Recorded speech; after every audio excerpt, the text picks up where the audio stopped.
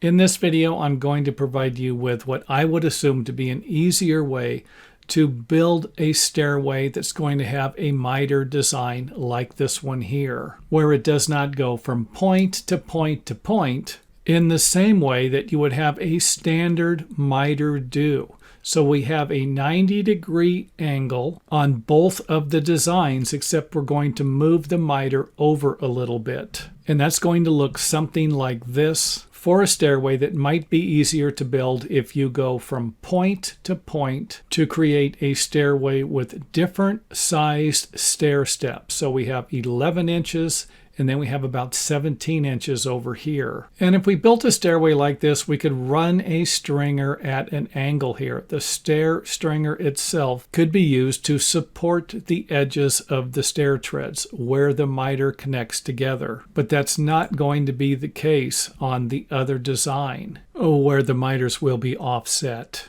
And I'm not even going to suggest that you build this. However, for those of you who are, I'm going to try and simplify things. So again, you can see here where the miters are offset and still at a 45-degree angle. However, this is not going to allow us to use a straight stringer. So what I would suggest would be to position the angled stringer at a 45-degree angle to pick up at least one of the miters. But again, this isn't going to be required either. And if necessary, you can always change the angle of the stringer or add more than one center stringer and one stair stringer connecting into it. You might need to install another stringer over here, depending upon the maximum on-center stringer spacing for your tread materials. So we won't need to install any blocking here. However, we will need to install some blocking for the next step. And we're simply going to use a block here that's going to connect to another block,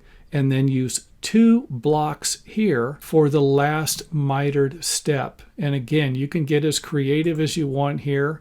You can install the blocks differently, and you could even extend the length of this block all the way back to the front of the decking. So just keep in mind that you don't need to follow my example 100%, and you can get a little creative with your design. So again, the mitered angle for the stair treads where they're going to connect together now have some type of structural support for the stairway. And if you're going to build a longer stairway, might require additional structural support, stronger stair stringers, stronger stair treads, and additional bracing.